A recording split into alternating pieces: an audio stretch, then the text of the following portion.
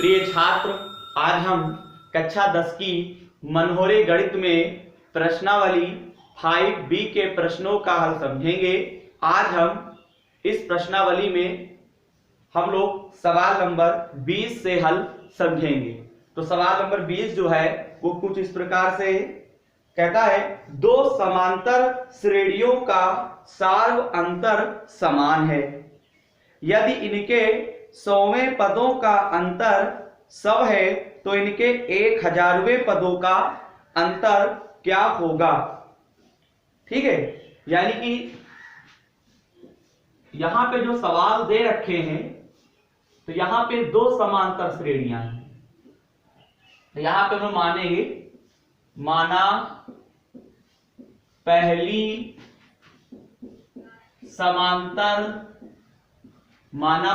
समांतर श्रेणी का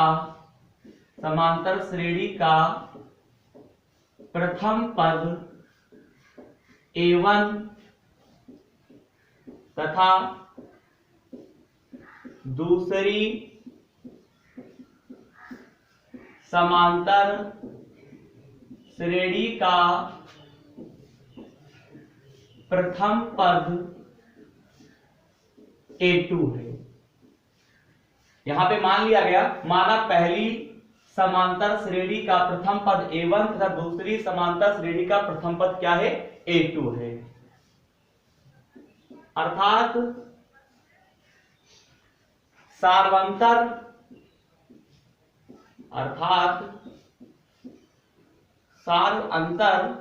समान है। क्या है, समान है। अर्थात जो सार्वंतर है वो क्या है, समान है। यानी कि सार्वंतर जो है वो आपका D जो है दोनों का क्या है, समान। एक बार फिर से पढ़ दें, माना पहली समांतर श्रेणी का प्रथम पद A1 तथा दूसरी समांतर श्रेणी का प्रथम पद A2 है, अर्थात सार्वंतर क्या है, समान है। और यह प्रश्न में कहता भी था कि दोनों श्रेणियों का जो सार्वंतर है वो क्या है, समान है। अब आगे देखिए, यहां पे 100वें पदों का अंतर दे रखा है। यानी कहने का मतलब ये है, यहां पे हम लोग थ्योरी लिखेंगे, पहली श्रेणी का 100वां पद। ठीक, ये हमारी पहली श्रेणी हो गई, माइनस दूसरी श्रेणी का 100वां पद बराबर कितना है, 100 है। यानी कि दोनों श्रेणियों का अंतर जो है फर्स्ट स्टेप में 100 दे रखा है। तो पहली श्रेणी का 100वां पद और दूसरी श्रेणी का 100वां पद, इनके बीच में माइनस का निशान लगाएंगे क्योंकि अंतर दे रखा है, बराबर में 100 लिख देंगे। अब 100वां पद का मतलब ये होता है 100 में 1 हम कम करेंगे तो A + 99D होगा। लेकिन यहाँ पे जो पहली श्रेणी का प्रथम पद था उसको हमने यहाँ पे क्या माना है, A1 माना है। ठीक, अब यहाँ पे दूसरी श्रेणी का 100वां पद, इसका मतलब है A2 हमने माना है, और यहाँ पे हम लोग क्या लिखेंगे, 99D लिख देंगे। ठीक, और बराबर में क्या लिखेंगे, हम लोग 100 लिख देंगे। अब आगे देखिएगा, A1 + 99D, ब्रैकेट के अंदर का आप निशान चेंज करेंगे तो माइनस का 99D और बराबर का 100। 99D कैंसिल हो गया। A1 - A2 का जो वैल्यू आ गई वो कितनी आ गई, 100 आ गई। ठीक, अब आगे हमसे 1000वें पद का अंतर पूछ रहा है। दोनों श्रेणियों में 1000वें पदों का अंतर कितना होगा। तो यहां पे देखिए, आगे हम लोग क्या लिखने वाले हैं, यहां पे लिखेंगे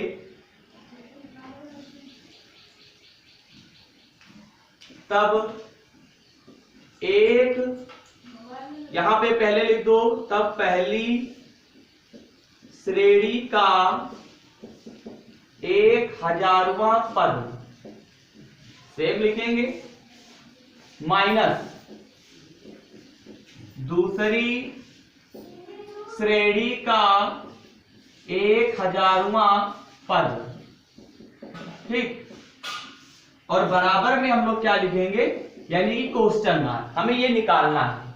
ठीक है, हमें क्या करना है, निकालना है। तो पहली श्रेणी का 1000वां पद का मतलब यानी कि 999, यानी कि हम इसको क्या लिख सकते, जब यहाँ पे 100वां पद था तो a प्लस 99d यानी a1 प्लस 99d हो गया। अब यहाँ पे 1000 है तो यहाँ पे क्या लिखोगे, a1 प्लस 999d माइनस का यहाँ पे क्या लिखोगे, a2 प्लस 999d आपका हो जाएगा। अब आगे देखिएगा, हमें इसका अंतर निकालना है, यानी कि 1000वां पद मतलब कि 1000वें पद का जो अंतर होगा वो कितना आएगा, 100वें पद का तो अंतर 100 दे रखा था, हमें 1000वें पद का अंतर क्या करना है, निकालना है।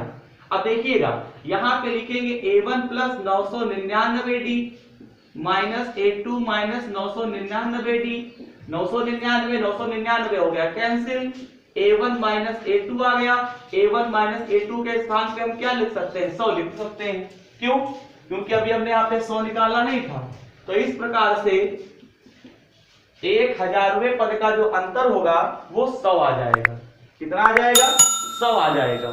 इस प्रकार से सवाल नंबर 20 का जो यहाँ पे हल था वो कंप्लीट हुआ। अब हम लोग सवाल नंबर 21 का हल देखेंगे। सवाल नंबर 21 में आपका कुछ इस प्रकार से है, हमसे यहां पे कह रहे हैं स्पष्ट रूप से, किसी समांतर श्रेणी के चौथे और 8वें पदों का योग 24 है, छठे और 10वें पदों का योग 44 है। इस समांतर श्रेणी का प्रथम यानी श्रेणी के यानी कि इस समांतर श्रेणी के प्रथम 3 पद ज्ञात कीजिए। क्या ज्ञात कीजिए, प्रथम 3 पद ज्ञात कीजिए। अब देखिए कैसे ज्ञात करते हैं। सवाल नंबर 21, यहां पे अगर हम सवाल के अनुसार ही चलेंगे तो यहां पे कहता है चौथे और 8वें पदों का योग, यानी चौथे और 8वें पदों का योग, चौथे या फिर हम हिंदी में लिख देते हैं 4वां पद, चौथे का मतलब 4वां पद प्लस 8वां पद, इन दोनों का जो योग है यानी 4वां पद प्लस 8वां पद, योग का मतलब प्लस का निशान, बराबर ये दे रखे हैं 24, तो 24 लिख देते हैं। 4वां का मतलब होता है a प्लस 3d, 8वां का मतलब a प्लस 7d, ठीक है। 4 है तो 4 में एक कम करो तो 3 हुआ, d का गुणांक 3 हो जाएगा, a तो जोड़ते ही हैं, बराबर का 24 हो गया, a आपका 2a हो गया, 7 और 3 कितना होता है, 10d होता है, बराबर में 24 लिख देंगे। और हम अगर आगे इसको हल करें तो यहाँ पे आप इसमें से 2 कॉमन ले लेंगे, जब 2 कॉमन ले लेते हैं तो a प्लस आपका 2 पंचे 10 हो गया, बराबर में आपका 24, 2 एक कम 2, 2 एक कम 2, 2 दूना 4, यानी a प्लस 5d बराबर हम 12 लिख देंगे और इसको हम क्या कह देंगे, समीकरण नंबर 1 कह देंगे। अब आगे देखिएगा, छठे और 10वें पद यानी 6वां पद, 6वां पद प्लस 6वां पद और 10वां पद, आगे देखिए सेकंड स्टेप है 10वां पद, यानी कि 6वां पद और 10वें पद का जो योग है वो दे रखे हैं कितना, 44 दे रखे हैं, कितना 44। तो 6वां का मतलब ये हुआ a प्लस 5d और 10वां का मतलब ये हुआ a प्लस 9d और बराबर का हम 44 लिख देंगे। a आपका कितना होता है 2a, 5d और 9d कितना होता है 14d, यानी 14d हो जाएगा, बराबर में 44 लिखेंगे। 2 आप कॉमन ले लेंगे तो a प्लस 2 के पहाड़े में 2 से 14 हो जाएगा, बराबर में आपका क्या हो जाएगा 44। 44 को हम 2 से काट देंगे, 2 दूना 4, 2 दूना 4, तो a प्लस 7d बराबर आपका 22 आ गया। इसको समीकरण नंबर हम 2 कह देंगे क्योंकि 1 ऊपर मान चुके हैं। और यहाँ पे लिखेंगे समीकरण 1 तथा 2 को हल करने पर, चलिए हल कर देते हैं। तो यहां पे देखिएगा a प्लस 5d बराबर 12, समीकरण नंबर 1 है a प्लस 7d बराबर 22 समीकरण नंबर ये हमारी क्या है 2 है। थोड़ा इंक डाल लें वरना आपको बोर्ड पे दिखाई नहीं पड़ेगा। चलिए आगे देखते हैं। तो यहां पे समीकरण 1 और समीकरण 2 को हमें हल करना है। तो समीकरण 1 और 2 में आपका जो a है यानी प्रथम पद वो दोनों में है समान, इनके सामने के निशान भी समान है। तो यहां पे हम लोग क्या लिखेंगे, घटाने पर लिखेंगे। क्या लिखेंगे, घटाने पर लिखेंगे। तो प्लस प्लस माइनस a से कैंसिल हो गया। 7d में से 5d घटाओगे तो माइनस का 2d बचेगा, क्योंकि 7d के नीचे माइनस है ना। 22 में से 12 घटाओगे तो माइनस का 10 बचेगा। दोनों तरफ माइनस माइनस कैंसिल हो गया तो d बराबर 10/2 आ गया। 2 1 कम 2, 2 पंचे 10 कर दोगे। अब आगे यहाँ पे d का मान समीकरण 1 में रखने पर, तो समीकरण 1 हमारी है a + 5d बराबर का क्या है 12। यहाँ पे a + d के स्थान पे हम कितना लिखेंगे 5 बराबर का 12। 50 आपका 25 हो जाएगा, बराबर 12 लिख देंगे। 25 को हम 12 की तरफ ले जाएंगे तो माइनस हो जाएगा, यानी कि माइनस का आपका कितना आ जाएगा 13 आ जाएगा। यानी माइनस का हमें 13 प्राप्त हुआ। d का मान हमें 5 प्राप्त हुआ है और a का मान हमें माइनस का 13 प्राप्त हुआ है। ठीक है। अब यहाँ पे हमें 3 पद निकालने थे, तो लिखेंगे अतः समांतर श्रेणी के 3 पद। अब 3 पद वो कौन से होंगे वो आप देखिए जरा। a, a + d, a + 2d। जब भी हमें श्रेणी निकालना होता है तो इस प्रकार से हम लोग फार्मूला का यूज करते हैं। तो यहाँ पे a के स्थान पे हम क्या लिखेंगे माइनस का 13, यहाँ पे -13। d के स्थान पे कितना रखोगे 5, माइनस का 13 और d के स्थान पे रखेंगे 5। तो माइनस का 13, 13 में से 5 घटाओगे तो 8 बचेगा। माइनस का यहाँ पे देखिएगा 13 2 पंचे 10, 13 में से 10 को हटाओगे तो माइनस का 3 आ जाएगा। तो इस प्रकार से हमें इस प्रश्न में 3 पद निकालने थे। तो 3 पद कौन कौन से आ गए -13, -8, माइनस का 3। इस प्रकार से सवाल नंबर 21 का भी हल कंप्लीट हुआ। अब हम लोग सवाल नंबर 22 का हल देखेंगे कि किस प्रकार से इसका हल किया जाएगा। सवाल नंबर 22 देखिए। सुब्बा राव ने 1995 में 5000 रुपए के मासिक वेतन पर कार्य आरंभ किया और प्रत्येक वर्ष 200 रुपए की वेतन वृद्धि प्राप्त की। किस वर्ष में उसका वेतन 7000 हो गया। यानी कि कहने का मतलब यह है सुब्बा राव को जो है 1995 में 5000 रुपए पर उन्होंने क्या किया कार्य आरंभ किया है। ठीक। और प्रतिवर्ष यानी कहने का मतलब ये प्रतिवर्ष जो है उनके 200 रुपए बढ़ाए जाते हैं। मासिक वेतन में 200 रुपए हर साल बढ़ाया जाता है। तो हमें ये पता करना है कि कितने वर्षों में उसका वेतन 7000 रुपए हो जाएगा।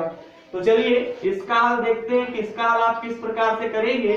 तो यहां पे लिखेंगे सुब्बा राव का मासिक वेतन बराबर,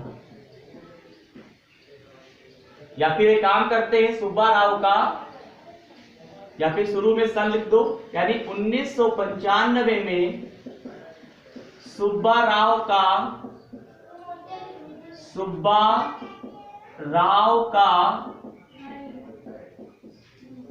मासिक वेतन बराबर 5000 रुपए।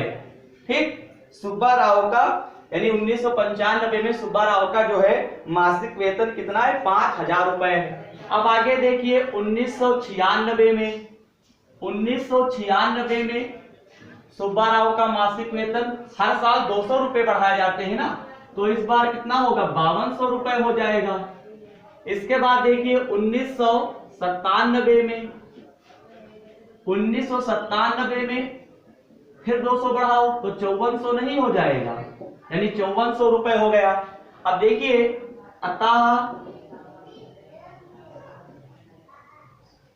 अब यहाँ पे 3 मान प्राप्त हुए, इनको हम श्रेणियों में क्या करते हैं, इकट्ठा कर लेते हैं। क्या करें, इन्हें हम श्रेणियों में बना लेते हैं।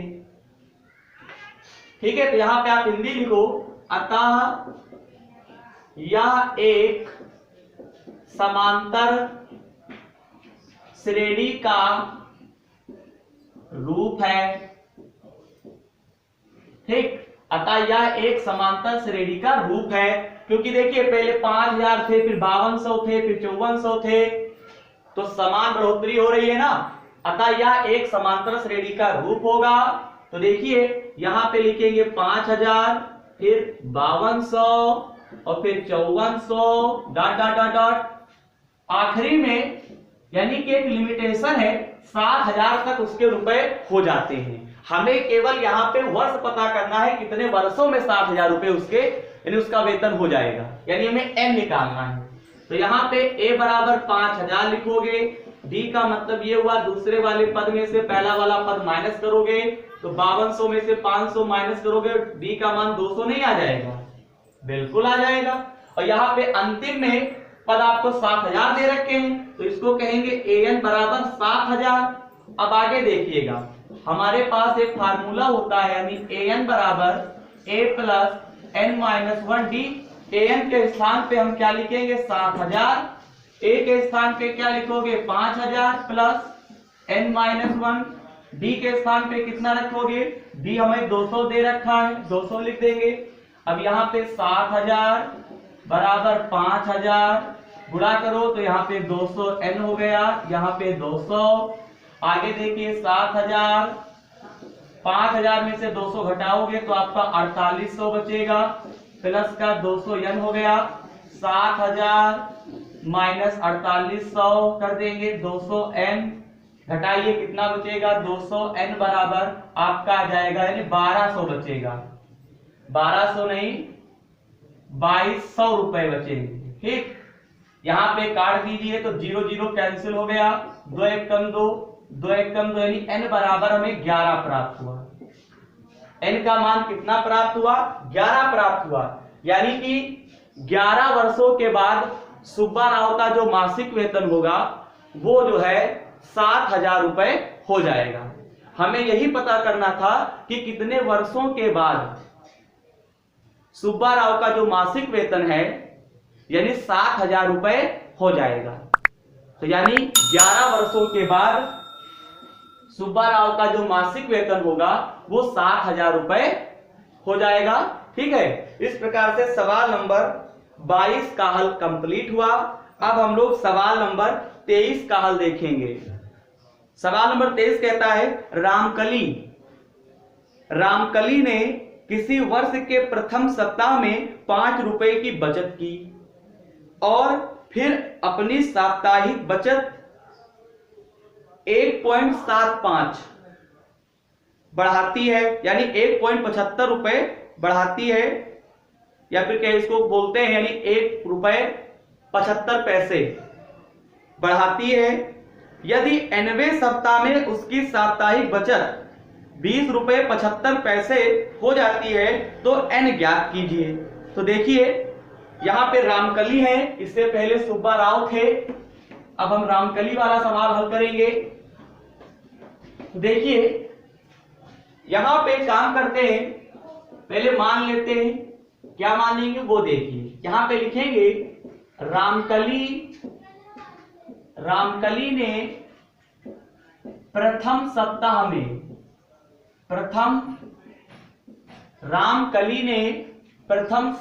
में बचत की बराबर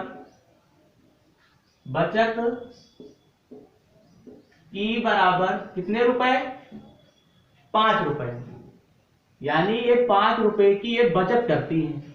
रामकली ने प्रथम सप्ताह में बचत की बराबर 5 रुपए। आगे देखिएगा दूसरे सप्ताह में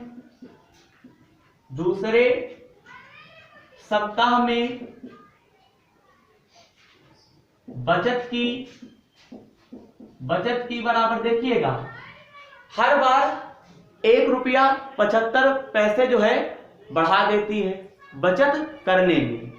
तो पहले उसने 5 रुपए बचाए, और इस बार उसने क्या किया, 5 तो बचाए ही थे, और इस बार कोशिश किया तो 1 रुपया 75 पैसा और बचा ले गई। तो 5 में 1 रुपया 75 पैसा जोड़ दोगे तो आपका 6 रुपये 75 पैसे हो जाएगा। ठीक, यानी कि दूसरे सप्ताह में बचत की 6 रुपये 75 पैसे। अब आगे देखिएगा, आगे अगर हम देखते हैं तो तीसरे सप्ताह लिख देते हैं। तीसरे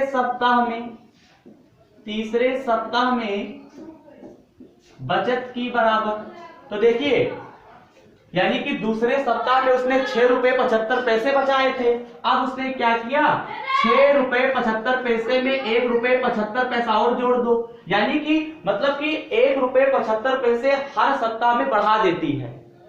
तो इस बार फिर तो जोड़ देंगे, दूसरे सप्ताह में जो उसने बचत की थी तो उसमें 1 रुपया 75 पैसा फिर जोड़ देंगे। तो यहाँ पे कितना हुआ, 6.75 में आप 1.75 जोड़ दो तो 5 5 10 हो गया, 7 7 15 हो गया, यहाँ पे 8, यानी कि 8 रुपये 50 पैसे। यानी कहने का मतलब ये है 8.5 रुपए उसने बचा लिए, यानी 8 रुपये 50 पैसे इतने रुपए उसने जो है बचाए हैं, यानी रामकली में। अब आगे देखिए, यहां पे लिखेंगे अतः यह समांतर श्रेणी का रूप होगा। आगे हम नहीं निकालेंगे, 3 मान निकाल लेते हैं, बहुत हो गए। अतः यह समांतर श्रेणी का रूप है।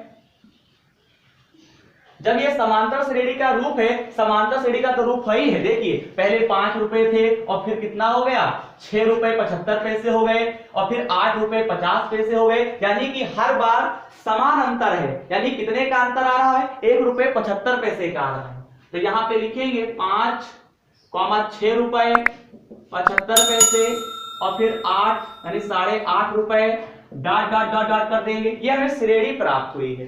अब देखिए मतलब कि टोटल रुपए जो है यानी कि 20 रुपए 75 पैसे हो जाते हैं बचाने में, यानी अंतिम पद 20 रुपए 75 रुपए बचा ले जाती है टोटल।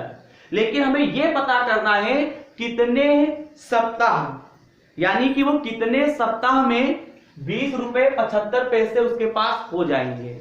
यानी कि 3 सप्ताह तक के तो रुपए हमें पता है, 8.5 रुपए हुए, लेकिन हमें यह पता करना है कि कितने सप्ताह के बाद जो है उसके पास 20 रुपए 75 पैसे हो जाएंगे। यानी कि हमें सप्ताह निकालना है, इसका मतलब होता है हमें n का मान निकालना है। तो इसके लिए a बराबर 5 लिख लेंगे, और d का मतलब होता है समांतर श्रेणी का दूसरे वाले पद में से हम पहला वाला पद माइनस करेंगे, तो d का मान हमें 1.75 प्राप्त होगा। अब आगे देखिएगा, यहाँ पे हमारे पास एक सूत्र यानी जो अंतिम पद है an बराबर 20 रुपए 75 पैसे कह देंगे, यानी 20.75 मान लेंगे। अब आगे देखिएगा an बराबर a plus n minus 1 formula लगा देंगे। an के स्थान पे 20.75, a के स्थान पे 5 और n के स्थान पे हमें पता नहीं, निकालना है। अब यहाँ पे देखिएगा d के स्थान पे हम लोग क्या लिखेंगे, 1.75 लिखेंगे। अब आगे देखिएगा यहाँ पे 20 रुपए 75, यहाँ पे 5 गुणा करो, तो यहाँ पे गुणा करते हो तो 1.75 n हो जाएगा, यानी 1.75 n हो गया, 1.75 हो जाएगा, यानी 1.75 n की गुणा करोगे तो 1.75 n हो गया, 1.75 एकम 1.75 हो जाएगा। अब यहाँ पे 20.75, यहाँ पे 5 में से 1.75 घटाओ, यानी कि घटा देते हैं तो 5.00, 1.75, 10 में से 5 गया 5, यहाँ 9 में से 7 गया 2 बचेगा, यहाँ पे हासिल ले लिया गया था, यानी 4 में से 1 गया तो 3 बचेगा। क्यों, 4 में से 1 घटाओगे तो 3 ही तो बचेगा, 10 में से 5 गया 5, 9 में से 7 गया 2 बचेगा, और यहाँ पे 4 में से 1 गया 3, यानी 3.25 आ गया। कितना आ गया, 3.25, और प्लस का क्या लिखेंगे, 1.75 n हो जाएगा। अब आगे देखिएगा, अब आगे हम लोग क्या करेंगे, यहाँ पे साइड में हल कर देते हैं, चलिए थोड़ी जगह भी है। यहाँ पे 20.75 माइनस 3.25 1.75 यह घटा दो, 20.75 में से यहाँ पे घटा देंगे 3.25। हमेशा पॉइंट के बाद जो भी संख्याएं होती हैं उन्हें एक एक करके पढ़ा जाता है। यहाँ पे हम इकट्ठे बोल देते हैं, कोई दिक्कत नहीं है, आप एक एक करके बोलेंगे। यानी कि 20.75 नहीं बोल सकते, 20.75 बोलोगे, 3.25 नहीं बोल सकते, 3.25 बोलोगे। तो यहाँ पे 5 में से 5 गया 0, 7 में से 2 गया 5 बचेगा, यहाँ पे 10 में से 3 गया 7 बचेगा, यहाँ पे 1 बचेगा। यानी कहने का मतलब ये है कि कितना आ गया 17.50, यानी कि 17.50 1.75 n आ गया, ठीक, 1.75 n आ गया। अब आगे देखिए n का मान निकालो, तो n बराबर क्या लिख सकते हैं 17.50 बटे में क्या लिखेंगे 1.75, यहां से हटाओ ऊपर से पॉइंट हटाओ, दोनों में कोई परिवर्तन नहीं होगा क्योंकि एक संख्या के बाद क्या नहीं, दो संख्या बाद पॉइंट है। यानी ऊपर जो संख्या दे रखी है 2 संख्या बाद पॉइंट है, नीचे जो संख्या दे रखी है उसमें भी 2 संख्या बाद पॉइंट, तो कोई परिवर्तन तो होगा नहीं। तो n बराबर आ गया 1750 बटे 175, 175 एक कम 175, 175 धाम 1750, यानी कि n बराबर कितना आ गया 10। यानी इसका मतलब यह हुआ 10 सप्ताह के बाद उसके पास 20 रुपए 75 पैसे हो जाएंगे। यानी हमें यह पता करना था कि कितने सप्ताह के बाद उसके पास 20 रुपए 75 पैसे हो जाएंगे। यानी 10 सप्ताह के बाद उसके पास जो है 20, यानी कि 10 सप्ताह के बाद उसके पास 20 रुपए 75 पैसे हो जाएंगे। इस प्रकार से ये रामकली वाला सवाल जो था उसका जो हल हमने किया है वो कंप्लीट हुआ।